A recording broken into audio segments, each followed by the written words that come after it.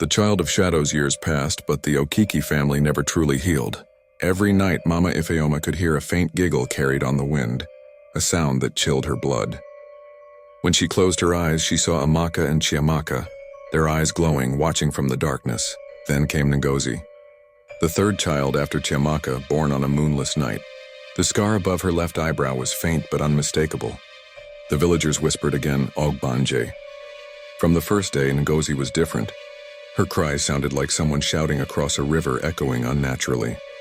She refused to drink milk from a cup, preferring to touch the earth and rub it across her tiny lips. At night, she would wander the compound, her small feet leaving muddy prints even when the floor was swept clean. By age 4, she began showing signs that no child should. Chickens in the compound were found with their necks snapped. Their entrails were laid out in spirals as if someone had performed a ritual. The villagers avoided the Okikis, and mothers held their children close when passing by.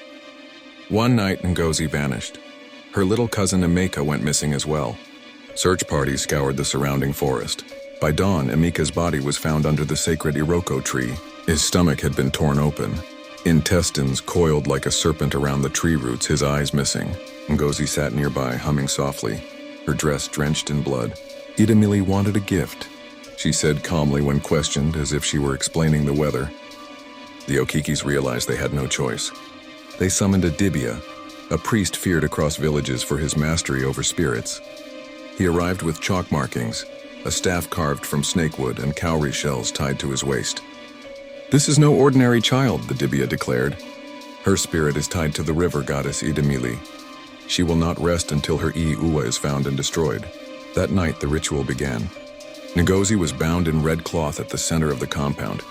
The dibia began chanting, calling on ancestors, the sun deity Enianwu, and the river goddess herself to release the family from the curse.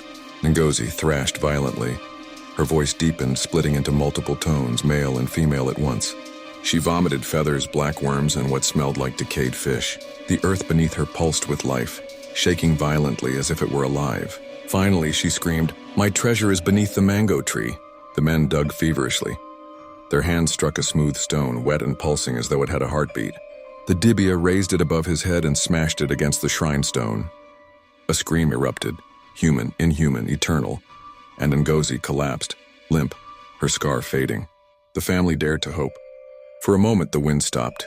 The river flowed silently, and the compound felt normal. But then, the dibia's cowrie shells rattled on their own. A faint giggle echoed from the mango tree. The moonlight shimmered unnaturally, casting shadows that moved against the wind. Ngozi was gone. Her bed was empty. Mama Ifeoma dropped to her knees, whispering prayers to Idemili. But the whispers returned, now many voices. Hundreds of children laughing and crying at once, rising from the river, from the forest, from beneath the earth itself. And from the corner of the compound, the faintest, cruelest whisper reached her ears. "You think it is over? Foolish mortals, I am your blood. I am your grief, and I will always return." The Okeki family realized the horrifying truth. Destroying the Uwa did not break the ogbanje. It only delayed it. The cycle would continue.